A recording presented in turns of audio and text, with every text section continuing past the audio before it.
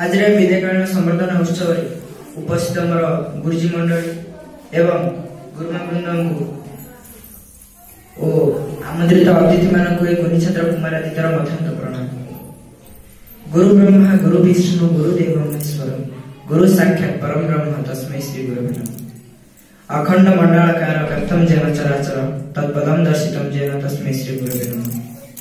ए गुरु शब्दर अर्थ मु कुनी मुंडरे अधिक कौन बा कहबी। गुरु माने सबुठारु मूल्यवान सबुठारु ओजनिया सबुठारु असाधारण। गुरु बाबदरे वर्णना करिया गले गुरु पांच प्रकार। प्रथम पिता गुरु माता गुरु शिक्षा गुरु दीक्षा गुरु इष्ट गुरु। पिता गुरु जो जीवंत देवता पिता ब्रह्मर आम सृष्टि से आम प्रथम गुरु पिता गुरु। माता गुरु छोट बेले आम खने खने कथा कहता बेले माँ हाथ धरी दे कही बापरे क बा बा बा किंतु आम सर्वप्रथम कही था दा दा दा। तेणु यही गर्भधारिणी माँ आमर द्वितीय गुरु माता गुरु। शिक्षा गुरु जीवन मार्गदर्शन कराई समस्त शिक्षा दे आमर जीवन को आलोकित कराई ए समाज प्रतिष्ठित व्यक्ति करिथिबा गुरु होचंती आमर शिक्षा गुरु। दीक्षा गुरु ए कलि जुगर जंजाल चक्र भीतर मुक्ति पाइबा पई जे गुरु आम कर्णरे ए कलि जुगर महामंत्र बा तारक मंत्र दियंती से आमर दीक्षा गुरु।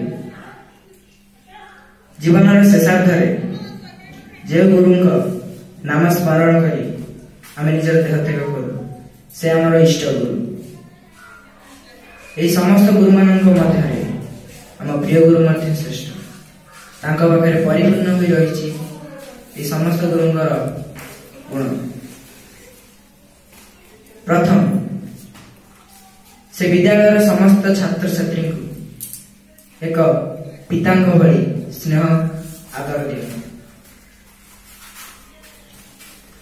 द्वितीय मध्याह्न भोजन समय किए खाइला किए न खाइला माँ भली तदारक करती। तृतीय अति सरस सुंदर भाव शिक्षादान दियंती।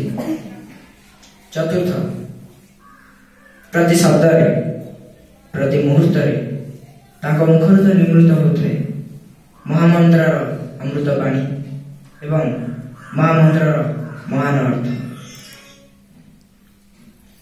शेष आम इष्ट नाम अभ्यास जदि गुरु नाम स्मरण करवा आम यह धर्म पारी आम गुरुजी अनेक स्मृति आम समस्त मन रही। गुरुजी हाथ में सदा सर्वदा थाए खंडीय बेतबाड़ी से बेतबाड़ी मध्य स्नेह आदर और भल पाइबा थाए जहाँ आज आम बुझीपार। शेष गुरुजी एक दीर्घ आयुष और निरोग जीवन प्रार्थना कर रही। गुरु ब्रह्मा गुरु विष्णु गुरुदेव महेश्वर गुरु साक्षात् परम ब्रह्म तस्मै श्री गुरुवे नमः। अखंड मंडलाकार व्याप्तं येन चराचर तत्पदं दर्शितं येन तस्मै श्री गुरुवे नमः।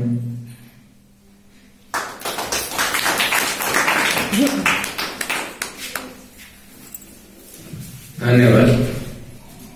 वर्तमान